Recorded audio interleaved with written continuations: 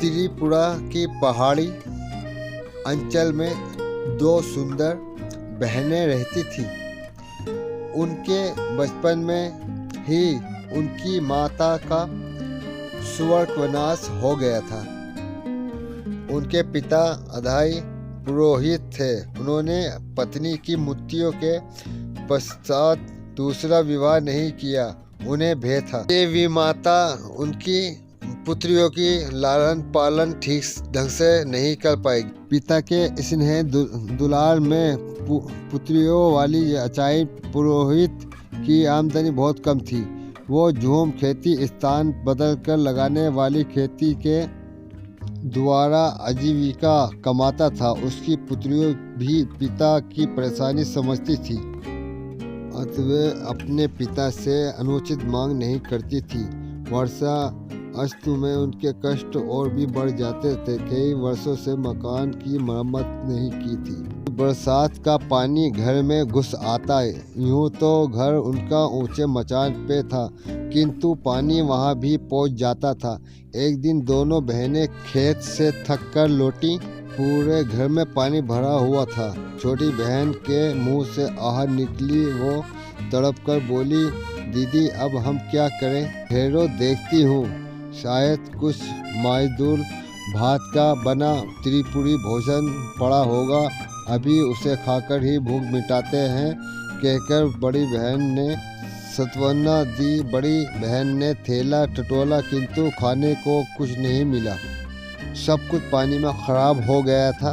उसकी आंखों में आंसू। छोटी बहन का दुख वे सहन न कर सकी। उसने प्रतिज्ञा की कि मैं उसको अपना पति मानूंगी, जो मेरे घर को संवार देगा। जिस तरह सबके कष्ट दूर होते हैं, उसी तरह वो दुख भरी रात्रि भी बीत गई। अगले दिन जब दोनों बहनें घर वापस लौटी तो घर की काया पलट देखकर तंग रह गई। सारे घर की मरम्मत की गई थी और खाने पीने का सारा सामान भी मौजूद था। इतना सारा सामान पहले नहीं रखा था।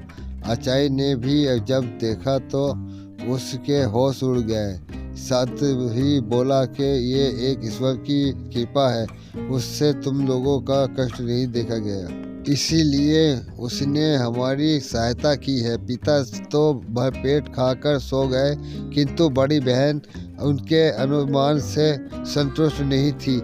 वो चांदनी रात में बाहर आकर खड़ी हो गई। तभी उसकी नज़र एक विशालकाय अजगर पर पड़ी। वो अजगर उसके घर से निकलकर जा रहा था। बड़ी बहन ने उसी वक्त के वो अजगर को ही अपना पति मानेगी पूरा विश्वास हो गया था कि घर की दिशा संवारने में अजगर का ही हाथ है। छोटी बहन के लाख समझाने पर भी वो अकेले खाना खाने नहीं बैठी। तब हार कर छोटी बहन ने अपने जीजा जी को पुकारा, कुमोई कुमोई माइटा नानी फाइटिदो, जीजा जी खाना खाने आइए। ये आवाज सुनकर अजगर घर में आ गया। दोनों बहनें उसके विशाल रूप से घबरा गईं, किंतु वे शांत से भोजन करके लौट गया। ये काफी वक्त तक चलता रहा। एक दिन अचाई पुरोहित को पता चला तो वो आग बबूला हो गया।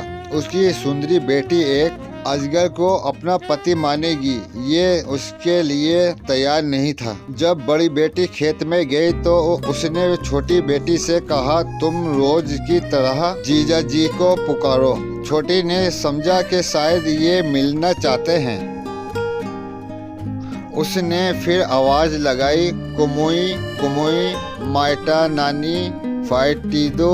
अजगर जैसे ही मकान के पास पहुंचा, आड़ में छिपे अचाई पुरोहित ने तेज हथियार से उसके टुकड़े टुकड़े कर दिए। छोटी फूट फूट कर रोने लगी। बड़ी बहन ने जब अपने अजगर की मौत के बारे में सुना तो दुखी हो गई। कुछ ही दिनों में अजगर का प्यार पुत्री के मन में घर बना चुका था। उसकी कल्पना से इतनी दुखी थी। एक दिन वे मरने के लिए तालाब की तरफ चल दी। छोटी बहन भी पीछे पीछे चल पड़ी। बड़ी बहन ने आंखें बंद की और रोते रोते पानी में उतरती चली गई।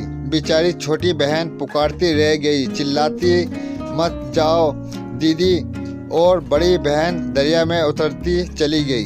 नदी में उतरी और राजभवन में पहुंच गई। जल के नीचे इतना खूबसूरत महल देखकर तंग रह गई। प्रवेश द्वार पर उसका अजगर पति उसके स्वागत के लिए खड़ा है।